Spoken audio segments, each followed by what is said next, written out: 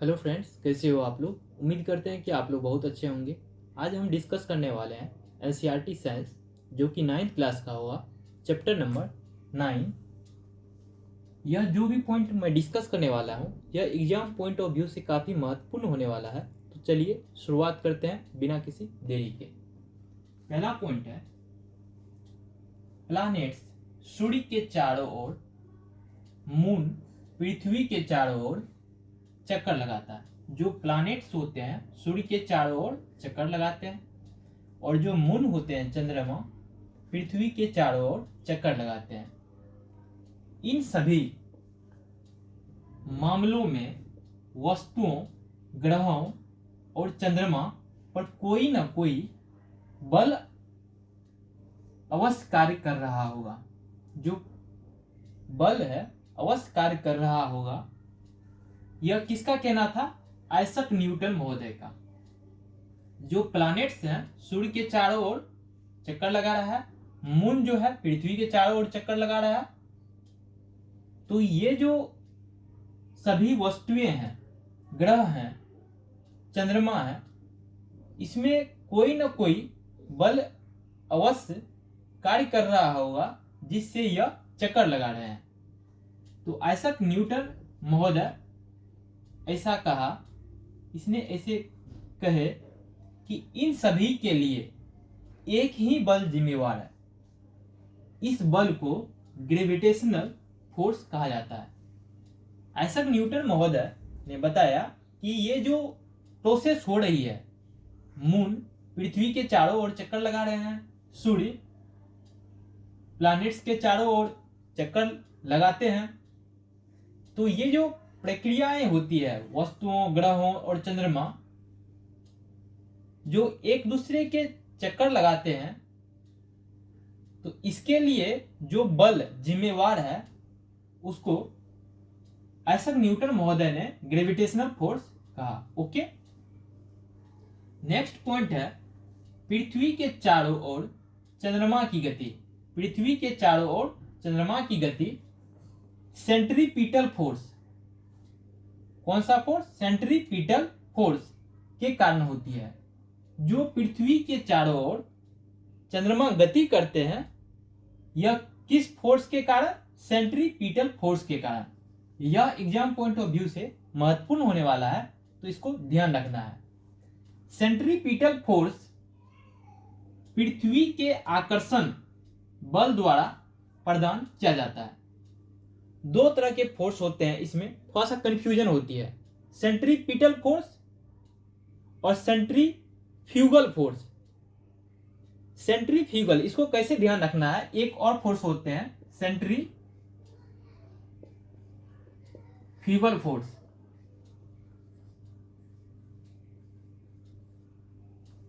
Centrifugal में देखिए आप एफ लिखा हुआ है, मतलब कहने का ये जो है सेंस, यहां पे मान लीजिए कि ये पॉइंट है, ये एक दूसरे के चक्कर लगा रहा है, तो सेंट्रीफ्यूगल में क्या होगा, यहां से ये दूर भागेगा। जैसे कि वॉशिंग मशीन वगैरह में होता है।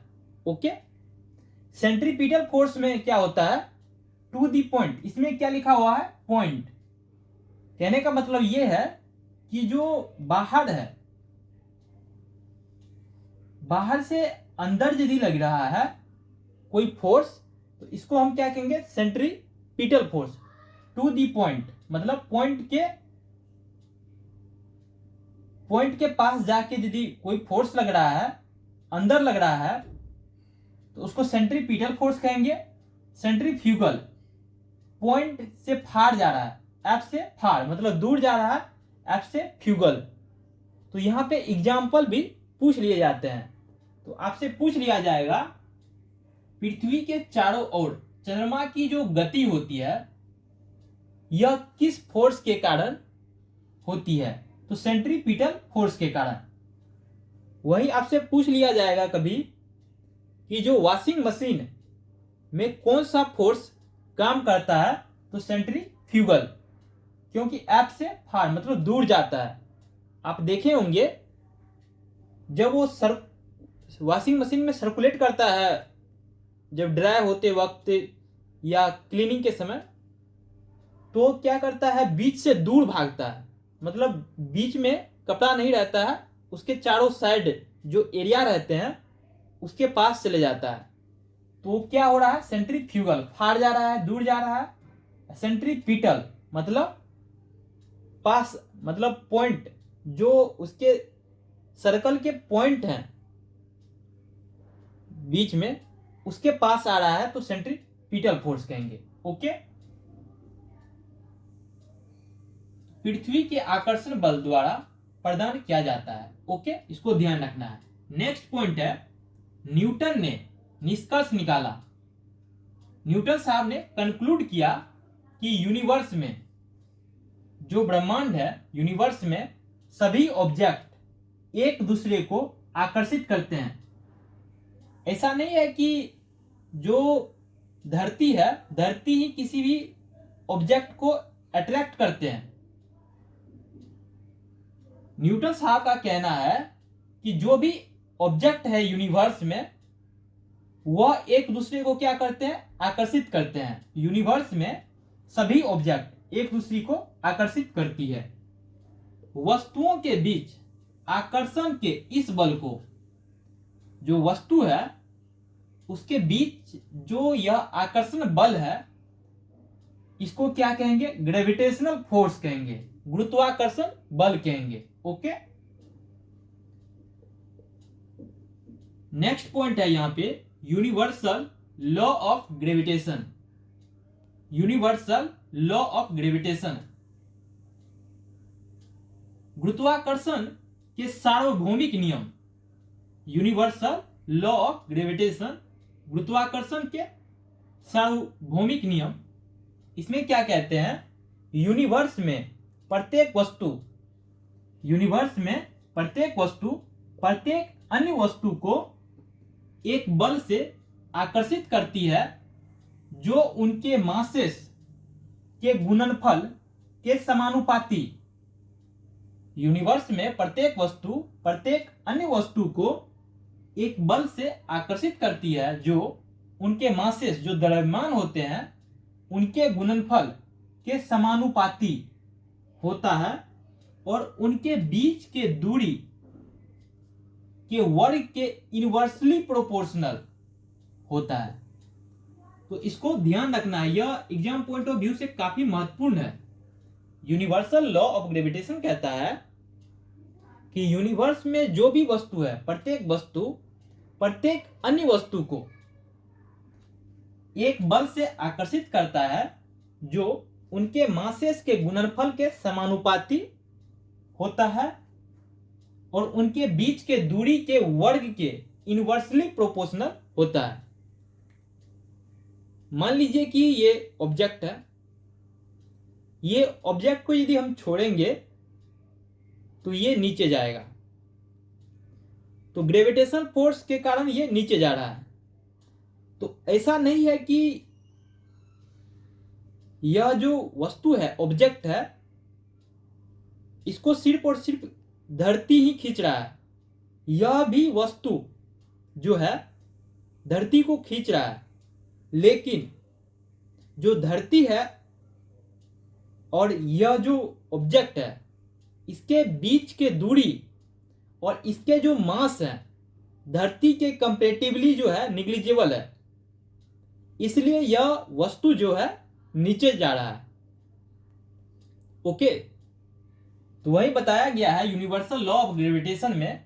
यूनिवर्स में प्रत्येक वस्तु, ये पेन है, और प्रत्येक अन्य वस्तु, मान लीजिए धरती है, वस्तु को एक बल से आकर्षित करती है और उनके मास के गुणनफल, जो इनके मास है और धरती के मास है, के गुणनफल के समानुपाती होता है और उनके बीच की दूरी, जो डिस्टेंस है दोनों के बीच के वर्ग के इनवर्सली प्रोपोर्शनल होता है। ओके, तो यह पॉइंट को ध्यान रखना है। नेक्स्ट पॉइंट है, बल दो वस्तुओं के केंद्रों को मिलाने वाली, बल दो वस्तुओं के केंद्रों को मिलाने वाली रेखा के अनुदिश होता है। यहाँ पे एक फॉर्मूला लिखा हुआ है जो कि एग्जाम में डायरेक्ट पूछ लिया जाता है। यह यूनिवर्सल लॉ ऑफ ग्रेविटेशन से ही है।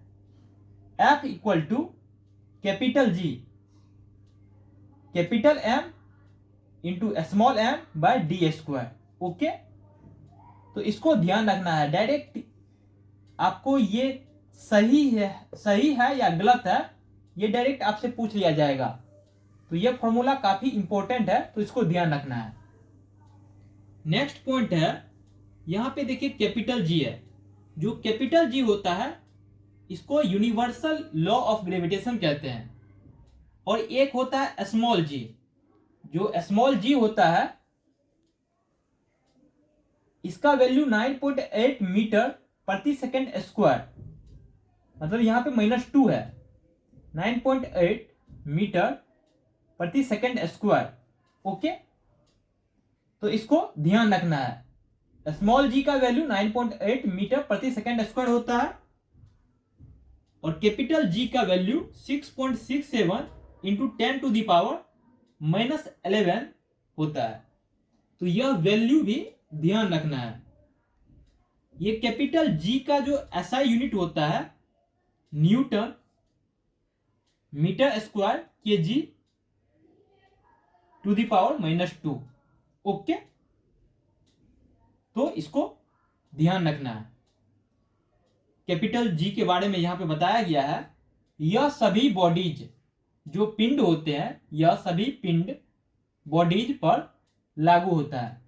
यह जो कैपिटल G का वैल्यू है हर एक बॉडीज पे लागू होगा। ओके, चाहे बॉडीज बड़े हो या छोटे हो, चाहे वह बॉडी जो पिंड है बड़ा हो, लार्ज साइज में हो या स्मॉल साइज में हो, छोटा हो, चाहे वह आकाशीय हो या स्थलीय हो, हर एक जगह यह वैल्यू जो है और कैपिटल G जो यूनिवर्सल लॉ ऑफ ग्रेविटेशन की जो वैल्यू है यह हर एक जगह अप्लाई होगा। ओके, तो इसको ध्यान रखना है।